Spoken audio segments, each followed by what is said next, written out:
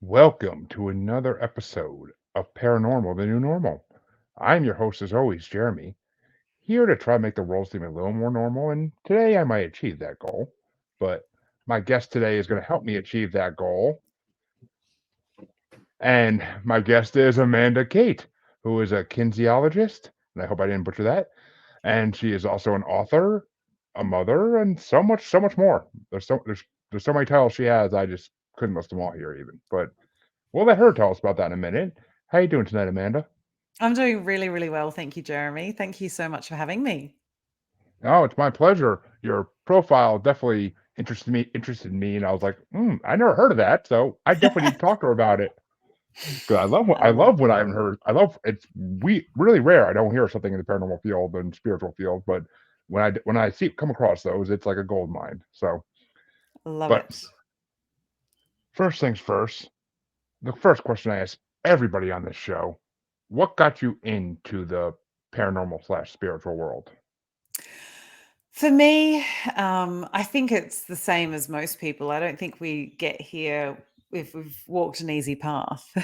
Certainly nobody I met who was studying kinesiology with me had walked an easy path. And I think it is through those tests and trials of life that we turn to something bigger, we turn to something greater, we turn to something that can be felt but can't necessarily always be seen, or it's not a tangible thing. It's that greater power than us. And in that pain often comes a point of surrender where we just go, okay, show me the way, show me how the hell to get out of this. So yeah, so I guess it's that. It's walking a challenging path. It is having those knockdowns. It is searching for something greater and deeper and bigger to hopefully give different perspectives on what's being experienced in that physical realm. I like that. I mean, we all should be trying to find something bigger than ourselves to work on in life and to Mhm. actually have it as an end goal, Yeah. which is why I do with this podcast. At least I like to think it's what it is, trying to get people out there who normally wouldn't get out there and tell their stories, which is a Mm. great thing always. Yeah. So, the second question I always ask is, and it's okay if the answer is no, but have you ever had any experiences of any kind with anything in the paranormal spiritual world, such as ghosts, spirits, Yeah. any of the furrier, hairier types or gray types? Yeah, no, look, for me, it has definitely been more the spiritual world. I have had messages come through from other people's ancestors or loved ones who've passed. Um, and I think, the first time it happened, I was actually a child and it was shut down very quickly. And so I shut it down myself for so many years after that. And I still remember the very first time that I really had an experience with a spirit. I was working on a friend of mine when we were doing our Reiki training, and I was working around her head, and I've looked down next to me, and there's this young girl standing there, about probably 8 to 10 years old. And I looked at her and I'm going, how is the person I'm working on your mother? Like, my friend had never told me that she'd lost a daughter. And as soon as she opened her eyes after that session, she said, my daughter was with you, wasn't she? And I said, yeah, you might have wanted to warn me about that. I didn't know I could see things like that. and, and she then told the story about her daughter who had cancer and ended up passing away through the treatments and things. And that was really the first time that I had that full on, I guess, more tangible experience of spirit since I'd started opening up again. And since then, they've come relatively regularly. All right, and we may go back to that in a little bit, but Mm. I got some more area to explore first before I Yeah. just. I mean, I could do a whole episode on just different encounters with spirits, but but I want to focus on the part of it that I haven't heard of Yeah. before, which what is kinesiology? And I Kinesiology. swear to God, I'm gonna butcher that the whole episode. I'm just letting you know. That's all right, don't worry about it. So kinesiology in Australia is a little bit different to what you call it in the US. In the US, it tends to be more about the muscle movement, so it's more with physical therapists, occupational therapists, that sort of group of professionals and therapists. In Australia, it's more the energetic kinesiology. So we are looking at movement, but it's not just movement of muscles, it's also movement of energy, movement of, chi, prana, life force, whatever you want to call it. It is the movement of emotions through the body. So we look at you can come in with a whole heap of symptoms. And what you get when you go to the doctor is you've got diabetes. Why do you have diabetes? Because you've got all these symptoms. Or why do we have these symptoms? Because I've got diabetes. You see where this is going. It's like Yeah. you've got this because you've got these symptoms, and you've got this because you got these symptoms. Well, why do I have these symptoms? Because you've got this. It's just a closed loop. There's no answers as to why. And what we look at in kinesiology is we want to know if you've got a certain genetic disposition, you still need stresses to flip different switches for that genetic expression to be fully realized. And we want to look at what some of those stresses are that are creating those disharmonies within the body. And so we will look at rebalancing and using vibrational medicine and sound healing and plant essences, essential oils, things that have a really high vibrational uh, signature to shift those resonances out of the body. And what we want to do is bring the stories from the subconscious mind into the conscious mind so that we become more aware of the patterning that is creating the behaviors in our external world. So it's really looking at what was the stress, when was it planted there, how was it planted, what was the event and the emotion that got this story and this stressor stuck in place, and then we look at shifting it out of the body through vibrational means. So it is really one of those somatic therapies, a little bit like when you've got EMDR or EFT tapping or hypnotherapy. It's really going deep into the bodily physiology to shift that vibrational resonance out. Makes sense. And I've had a hypnotherapist on here before, so that I Mm, get that completely. And hello, Hefner and Paranormal. Glad to see you guys watching tonight.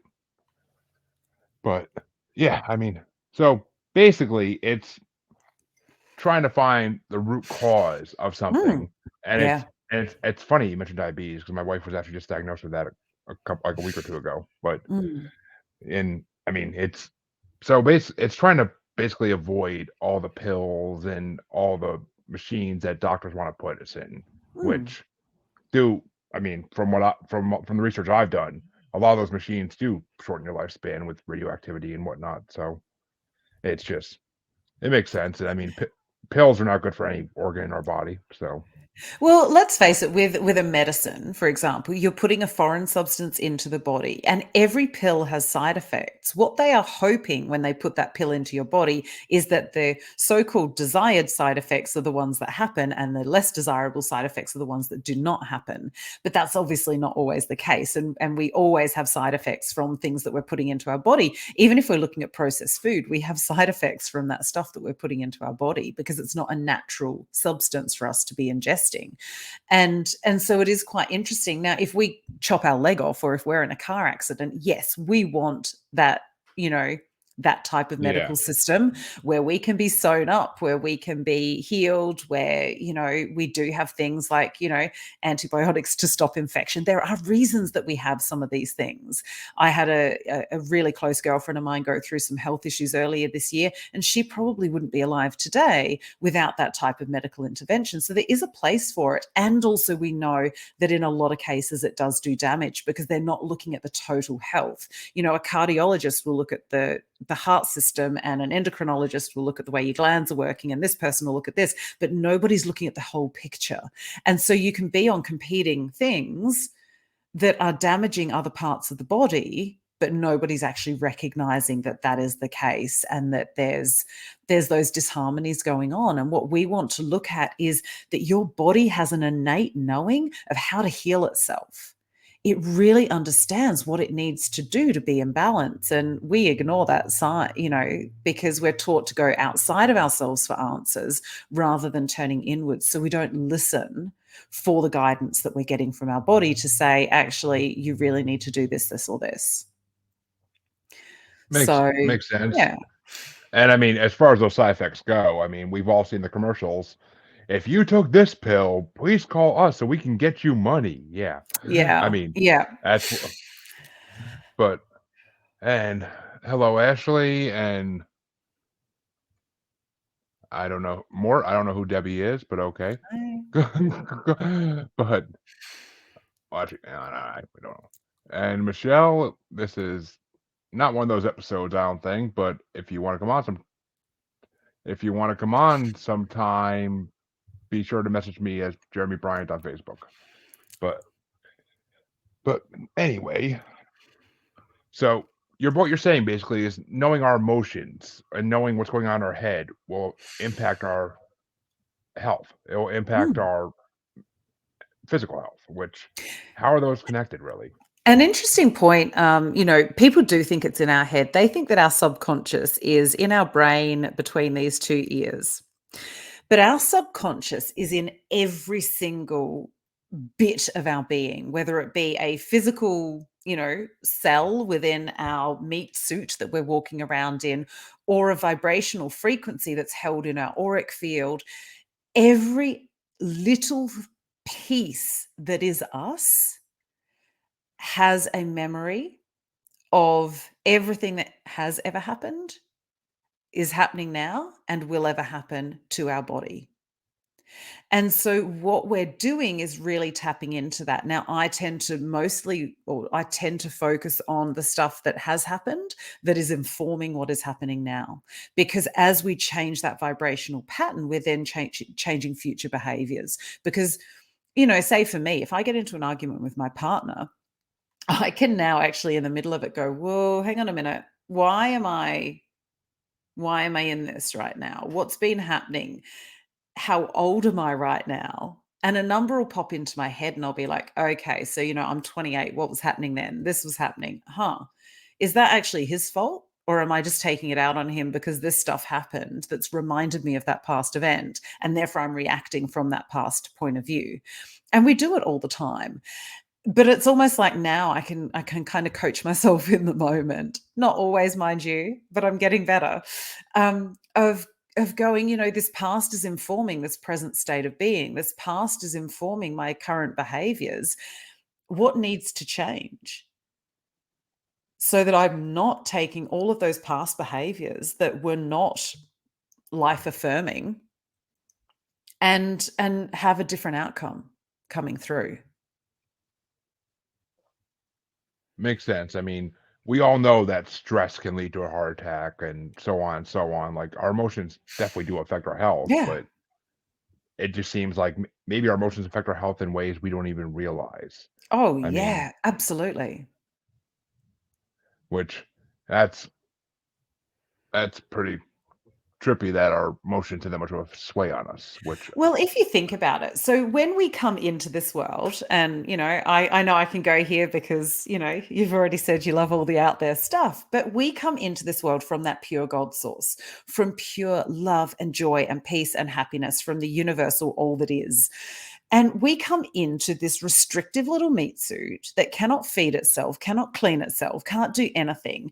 We burst out into most often a hospital room with all these strangers and bright lights and clinical sterility.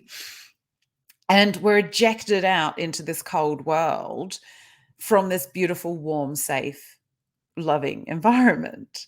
And from that moment, we need to understand that we are not the all that is, that we are individual. So even if our mother leaves us to cry, and let's face it, most baby books that I read, certainly as a mother when I was becoming a new mum 17, 15 years ago, and that my mother read, they were all about controlled crying. They were about getting the child into your routine so that they were less of an inconvenience or whatever it was, read between the lines.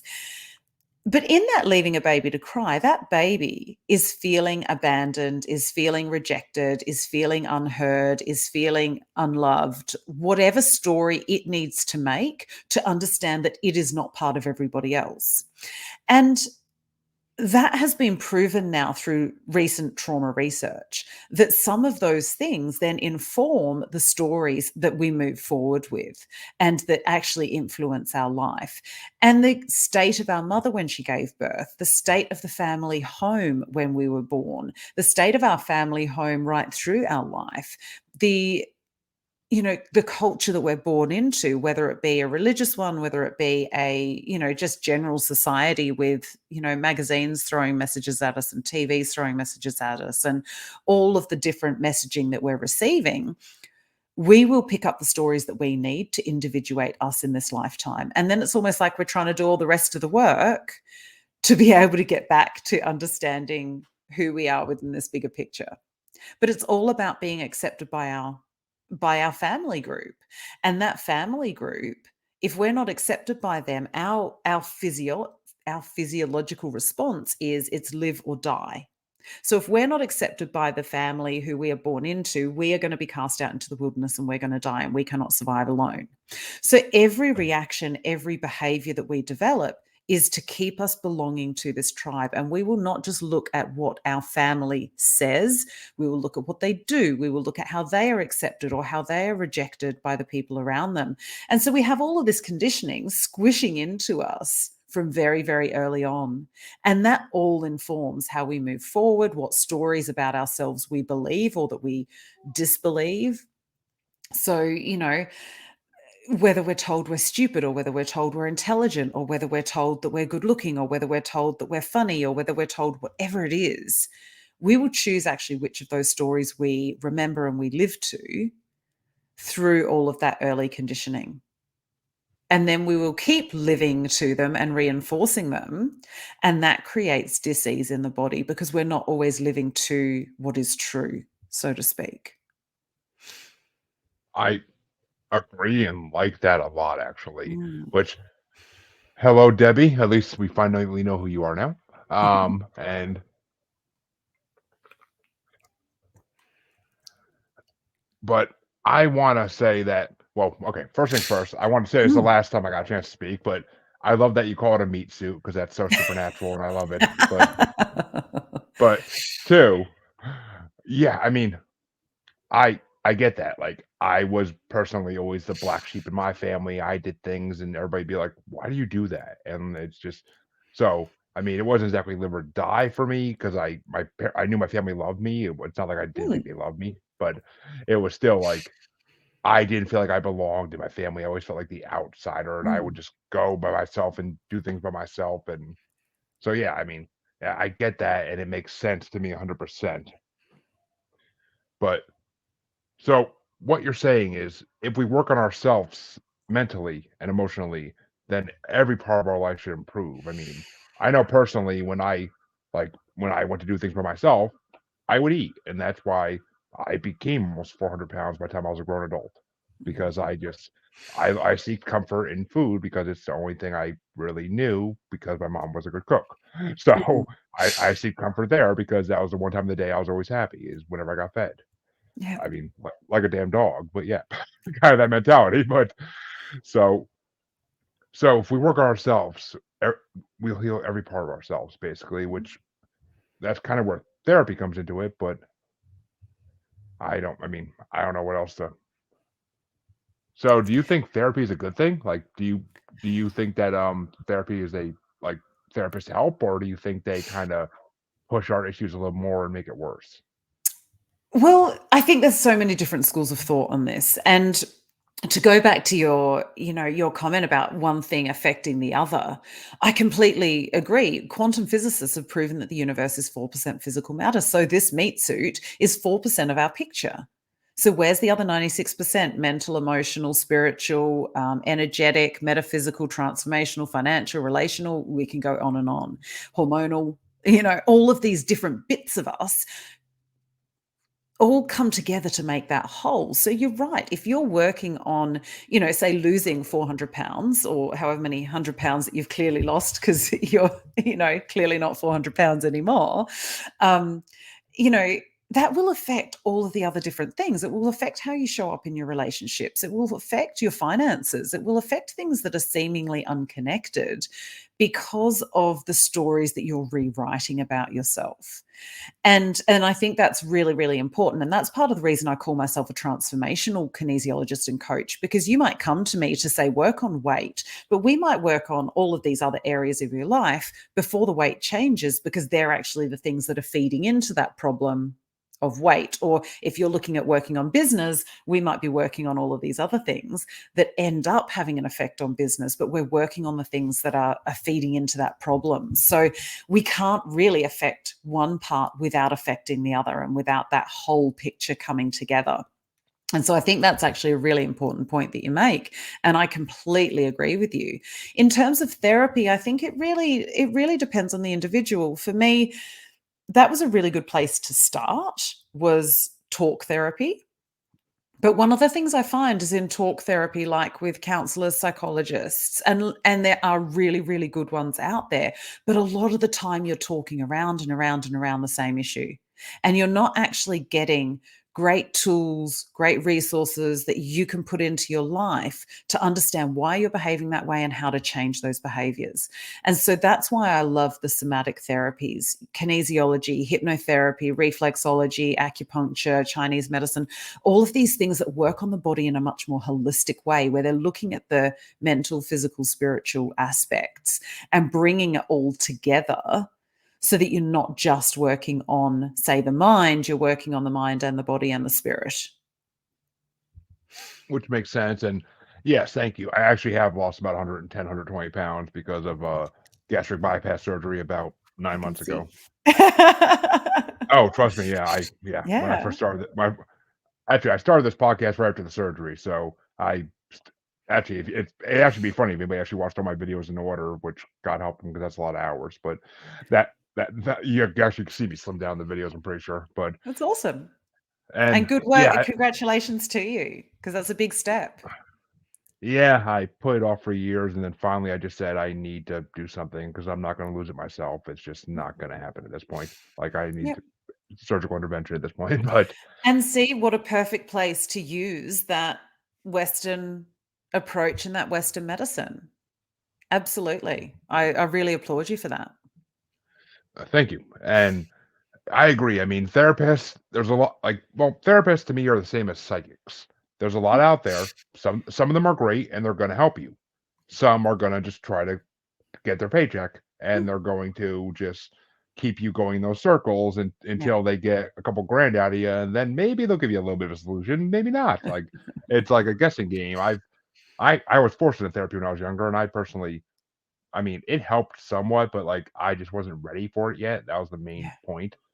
But I Yeah. mean, like people like my wife who think therapists are a waste of time because all they do is bring up issues that she doesn't want to bring up, which Mm, is that I mean, it's therapy is what you make of it. That's always been my bottom line with therapy. It's yeah. what you make of it, and you have to be willing to work on yourself as much as they're trying to help you. Mm. But And you've got to find someone who resonates with you as well. I think one of the big problems that we've got is that we will spend more time shopping around for a car or a new pair of shoes than we will shopping around for somebody who's going to help us with our mental, emotional, and spiritual health. And that to me is mind blowing. I agree. I agree for most people. I mean, personally, I usually pick up my car right away because I know what I want, and I usually just go on. I go online and order whatever shoes I can find in my size. But I mean, when you wear a size 17 shoes, it's kind of hard to find a good selection. But Yeah. I mean, other than dress shoes, I mean, I could find all the dress shoes in the world, but to find comfortable shoes, forget about it. So I like to ask this question of a lot of people, but Mm. what do you consider spirituality? Like, what is it to you? To me, it's actually interesting because as part of the setup in the first part of my book, I actually do write about it. I think for years I was put off the idea of spirituality because I had it tied to religion and the dogma and humanity that you see in religion, where this is good, this is bad, and fire and brimstone and guilt and shame and all the rest of it. And it took me a long time to even be able to use the word God without having all of that conditioning and story brought up for me. But my idea of spirituality is it's my connection to the divine. It is my experience of the divine. And call it what you will, divine, creator, God, goddess, Mother Earth, whatever you want to call it, go for it. But I know that there's a higher power than me, because if I'm the highest thing there is, we're all screwed. And so I figure there's got to be a higher power. And I've seen it in action. When I walk the beach in the morning and I'm there for sunrise, and I see the dolphins swimming and I see my dog run, and it's just the most magical or inspiring moments. And it proves to me that there is that higher power, there is that God. And it's the way I interact with that for me is my spirituality. Which makes sense to me. I mean, I was the same way. I was brought up Christian, and as my listeners know, because I've talked about this many times, but I was brought up Christian, and I mean Protestant Christian, and I was big into the church as a kid. Like I Mm. was in youth group and youth choir and everything else, and just eventually I started seeing the light of things, ironically enough, and it just like I it took me a long time to separate spirituality and religion as well. Mm. Like until I started this podcast, I had no spirituality. I was just there was nothing out there but aliens, maybe. Yeah. But now, after talking to so many great people like yourself, I can now see that there may be more to this world than I can imagine or Mm. that I know. But at this point, it's just the fact that there may be more than I know. There may be more than Mm. I know out there, but I'm not sure. And hold on, I have to let in a monster. But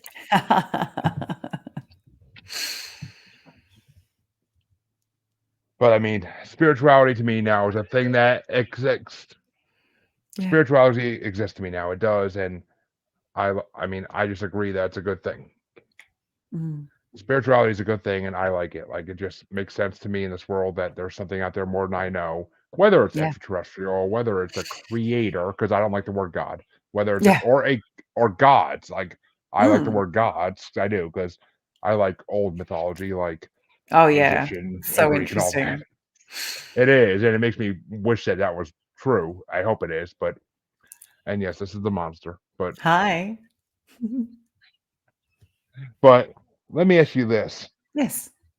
because speaking of religion, we listen that leads into us to listening more to external influences than like our own mind when our Mhm. own mind is trying to tell us something. Yep. So why do you think our minds do that? Why do you think our minds won't listen to themselves and that they want us to listen to external influences? Well, that's the way we've been taught. If you think about it, going back into that, really, I guess, that ancient time, we used to worship the goddess. We were part of the cycles of the earth. We were, giving birth with the seasons. We were planting with the seasons. We were in tune with the seasons. And then God got removed from us, shoved up in a cloud, in a white robe with a big beard, and it was fire and brimstone and wrath, and hellfire rained down on those who did not do good enough. And in that separation, there's been a lot of demonizing of that more feminine aspect, and it's not, we're not talking sexuality or gender here. It is purely the archetypal feminine masculine. The Eve, masculine, if you Eve, think yeah, about, yeah. yeah, if you think about that masculine, sex organs, they're out there, they're projective, they're penetrating. It is all of the stuff that you can see. And the feminine is that more hidden, the play, the wisdom, the creativity. And we all have both parts within us, and we balance them in our own way and express them in our own way out into the world. But we've been taught that the feminine is dirty, it is not trustworthy, that logic and control are the more superior things, and that emotions can't be trusted. And that is starting to change now. But because we've been taught that we can't trust that knowing inner voice, we discount it. And if you think of going back to childhood, we were taught to go to the doctor when we had a problem. We were taught to go to our parents if we were fighting with our siblings. We were taught to go to the teacher if we have a problem at school. We're always taught to go out, but nobody sits us down just before we become an adult and go, right, we've taught you to go out, but you actually have this inner wisdom within you that you know what to do in every situation. How about we teach you how to go in before you go out so that you can read what your body needs and wants, what your soul calling is, what your passions are, what your purpose is, so that you can learn how to trust that internal guidance system rather than trusting that external influence. When our relationships don't work, we talk to our friends, and what we're hoping is that one of them will go, actually, they're an asshole. I think you should break up. And by the way, how about I do it for you? Instead, we're sort of survey monkeying everyone. But we wouldn't be asking the question if we didn't already have an inkling of what we knew was true for us. But we doubt our internal truth. It's like we tell ourselves that the lies we tell ourselves are the truth, and the truth is a lie. And that's kind of that conditioning that we've got. So we don't trust that internal voice because it can be very quiet. It doesn't scream as loud as, the TV does or people outside us do. It's much quieter. And some people don't have a voice. They've got a feeling, or they've got a knowingness, or they get a sound coming in their ears. They have other senses, other psychic senses that they use to get those messages of what's going on internally. And we're not taught how to interpret them at all. That's very true. My mother always taught me, like, "Oh, you need to make sure your clothes match so that people don't make fun of you." No, no. To this day, I never match my clothes on purpose because I don't care what people think of me. I never really did. My as much as my mom especially tried to, like, put that in my head, and my grandmother, because that was just the way they were. But it's just like, no. I loved me. I always loved me. My mother even said she wished she had my self-esteem multiple times in life. So, I mean, I always listened to the inner me. That was something I learned young on Mm. my own, was just listen to me because no one else is gonna agree with me, and I need to listen to what's in my head. Yeah. So, And that's which beautiful that you've had that from such an early age. I didn't learn that until my late 30s. So well, I'm always I jealous of people who got it earlier in life. personally, and since you were just talking about this, I think that's more of a feminine thing to not figure Mm. that out right away, because Oh, feminine females are much more pushed into peer pressure and much more pushed into, I should care what everybody else thinks more than what I yeah. Mm, think, because that's just the way, like, mean girl society is. The best way to put it is mean girl society. Like, it's just the way it is.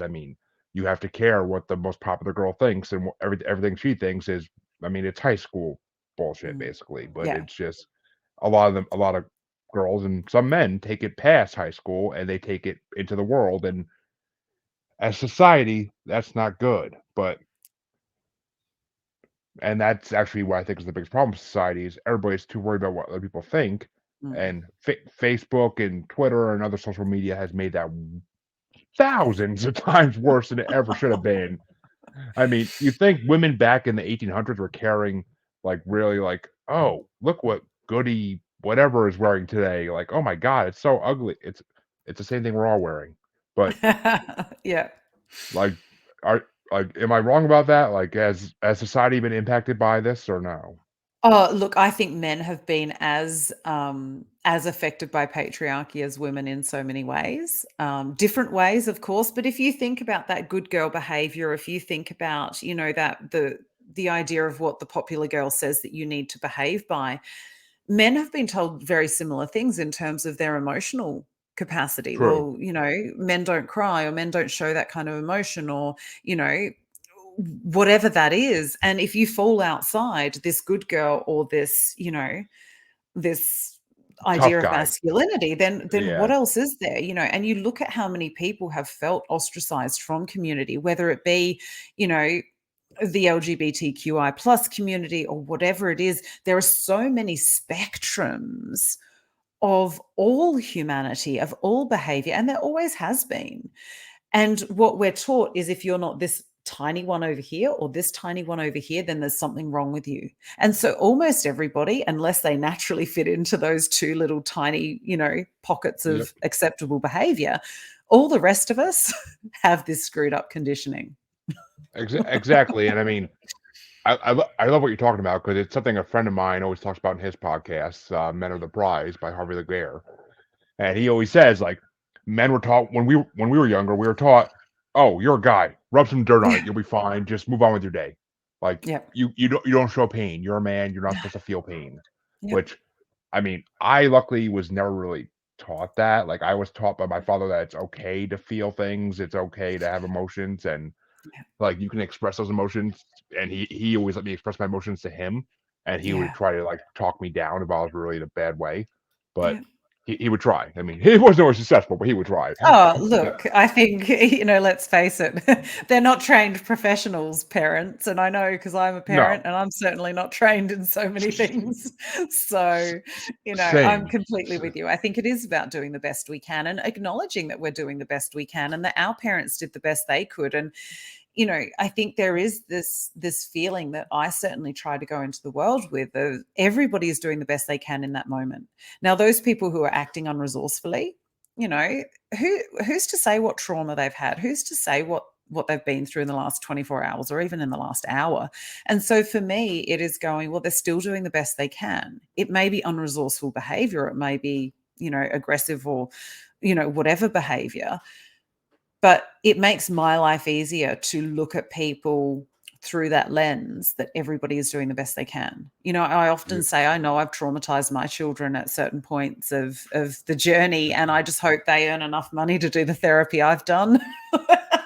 And I'm always happy to sit with them and go, yeah, hand up, I did that and that was pretty shitty of me.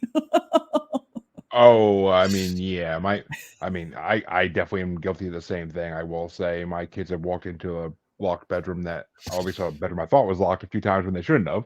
But and I mean, I I am also guilty of telling my son sometimes to toughen up.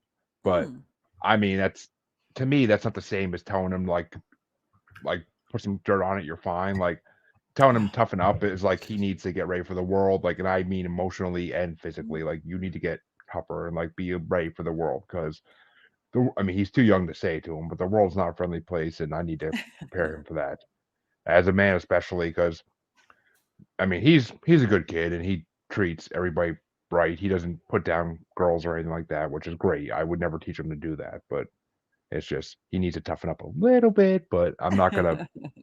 I mean, my father didn't teach me to toughen up that much either. So I mean, I'm not gonna. I'm pretty much doing the same method my father did, which worked for me, and it should work for him as well. I hope. I hope. yep. We I can mean, at the end only of the do the day, best we can. exactly. I mean, we're parents. We're not perfect. We weren't put through classes to be parents, which I Hell also no. think high school kids should be taught to be parents more than sending them home with a fake baby for a week and telling them to watch it. Like they should be taught like the different stages of parenting and like what you need to teach your kids at certain levels. But But most at of the least, adults don't know these days. So, I think we're all well, because we've got our parents' trauma and they've got their parents' trauma mhm. and on and on and on. And I think it is, we're only starting to really understand trauma behaviors, in the last 5 or 10 years. There's more and more research coming out about it. And I think that is going to start informing those future generations of better ways to do it. And I think that's a really important move forward for society as a whole, because there is so much trauma out there, both generational and intergenerational, as well as, all the other bits of societal and racial and, all of the other things that are creating trauma out there at the moment. And I think the more informed we become about the reactions that happen, the better off we'll all be. See, I mean, you just said it right there, the whole racial thing. I mean, that's another thing our generation was brought up with was, I mean, Yeah. my parents weren't racist by any means. My parents had friends of every race and color and you can imagine, but my grandparents, on the other hand, that was not always the case. Yeah. I learned some really bad things from my grandparents, and me saying Mm. them later in life got me shit. But Yeah. it's just, I mean, I don't teach my kids that. Like my kids, I teach them Like, I've had my kids ask me, like, "Why is that person's skin darker than ours?" And I'm like, "'Cause we're all made different." That's the answer. Yep. We're all made different, and we're all made just the way we should be. There's nothing Mhm. wrong with any of it. Yep. Like, you that's that. Because I don't want my kids to grow up to be part of the problem in the next generation, which Mhm. hopefully most parents feel the same way I do. I hope. Yeah. But that's all I We can do is hope. hope. So, I'm a big fan of following my intuition. Like, that's how I raise my kids, is I follow my intuition on what I think is the best. I mean, sometimes my anger gets the best of me, and I may resort to spanking, which I hate to do, but my kids sometimes are out of control, as you just possibly saw and heard, but they just don't get boundaries yet because they're too young to get it, and also because they don't listen when I try to explain things to them. But Mhm. do you think intuition plays a huge part in how we do everything, or do you think people ignore their intuition more than they should? I think, I certainly ignored my intuition for most of my life, and again, that's a big part of what I bring into, the book that I wrote, the work that I do, is that we do rely on that external noise more than we go inside and listen to those intuitive nudges. Now, my whole life, I had the intuitive nudges, but I didn't trust them. I heard them, I listened to them, but I didn't trust them and I certainly didn't act on them. And I think those 2 bits are the most important parts, is actually trusting your intuition, that it is giving you the right messages for you in that moment, and then that we act on it. If I'd acted on my intuition my whole life, my life would have been a hell of a lot different than it is now. But I ignored it. And again, because it comes into that feminine aspect of ourselves, and again, archetypal feminine aspect of that intuition, of that really deep knowing of the subconscious, of the understanding of that which is hidden, that aspect of us is innate within all of us. All of us have it. It's not just mother's intuition or women's intuition. Men have it too. And but we're taught, especially, again, with that narrow band of acceptable behavior, for those that identify as male, intuition doesn't come into it. For women, intuition, you kind of get taught about mother's intuition, which it implies it's something you get when you grow up. But we all have it. Children, if you watch them, they are nothing but intuition. They act on their impulses. They do it. And sometimes, of course, it doesn't work well because they don't have all of the other, reasoning and common sense aspect. But my intuition has never steered me wrong.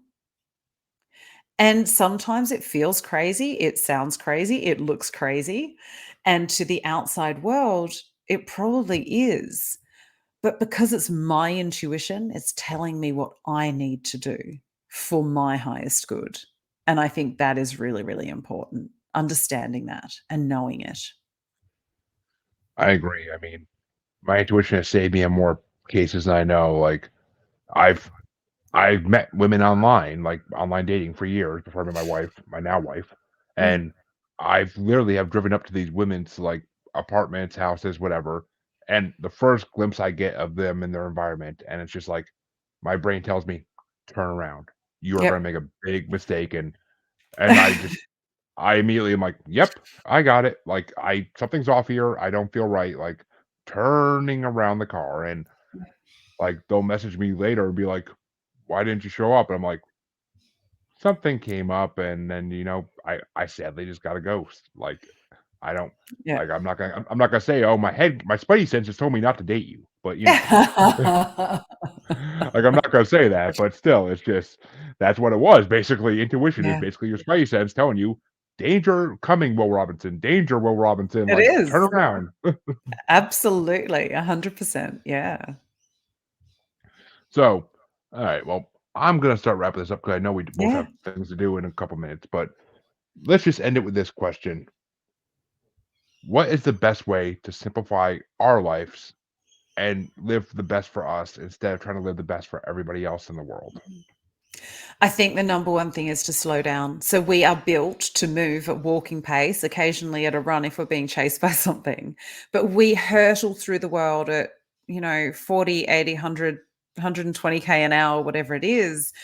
with cars, and we're constantly bombarded with messages and pings and dings and electrical impulses from screens and computers and phones, and slowing down, taking a breath, smelling your cup of tea or coffee as you drink it, enjoying, all of your senses and starting to create a relationship with that internal world.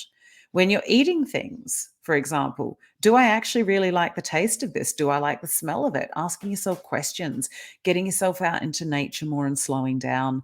I think that's that first part of being able to hear what's going on inside you. Because when you first start with your intuition, it is like an unexercised muscle. It's not strong, it's not vibrant, it's not healthy. It takes time to build it up, and you've got to work with it to be able to build it into something that is, tight and honed and well formed. Exactly. I mean, I agree. Like, I always have tried to take life as slower than I even should sometimes. Because I mean, Mm. like, COVID hit, and like I'm unemployed, and I end up being unemployed for 7 months because my company was paying me for a long time to. Well, actually, no, my company wasn't paying me. Unemployment was paying me for a long Mm. time just because my job kept saying they were going to bring me back eventually, which never happened. But and my mom's, I was living with my mother at the time because before my now wife and I moved in, and she used to scream at me like, "You need to be out there looking for a job." And I'm like, "Why? They're giving me $800 bonuses every month not to go work." So, I mean, why would I go work? But I mean, I got to be a lot of video games that time, and I don't mind that. But so I mean, I took life a little slow at that point, and I mean, I just always been slow with like life a little bit. I mean, I never been in a rush to find the one. Like I found her, but it took me 30. We've been together almost 5 years, so it took me what 29 years to find her, Yeah. and I spent most of my 20s heartbroken because I kept finding the wrong ones, and eventually I decided I'm staying single for 4 or 5 years to see if I can find the right one. But Yep. so, I mean, life speed is a good thing. I agree. Like, you should take your life at the right speed for Mm. you. I mean, everybody's Yeah. different. Some people Yep. like to live their life like married at 22, kids by 25, and whatever. I mean, I just took my time with mine, and it ended up working out for the most part. But besides kids that don't behave or clean their rooms, but besides that, it worked. But please tell my audience where they can find you, where they can find your book, and just sell yourself basically to the audience. So the best place to start is my website, which is www.amandakate.com.au. So remember the .au on the end for Australia. My book is on most Amazon sites worldwide. It's definitely on Kindle. I think it's also on Barnes and Noble online in the States. So not too many bricks and mortar stores at the moment, but definitely online. And yeah, I'm on most of my socials, which are all linked from my website. So it's probably just easier to go there and find me from that. Great. People, please check her out. All my listeners, please check her Awesome. out. And I will be posting your link to your book and to your I'll be posting a lot of your links in my description for this podcast, so no worries. But Fantastic. as all my listeners know, you can find me at Paranormal the New Normal / Maniacal Music Musings on Facebook, podcast group on Facebook. You can find me on Twitter and the Gram as at Juggalo Bastard. And you can find me on TikTok as Juggalo Bastard Podcasts with an S. And you can find us on YouTube as Paranormal the New Normal. All the episodes are uploaded there the same day they release.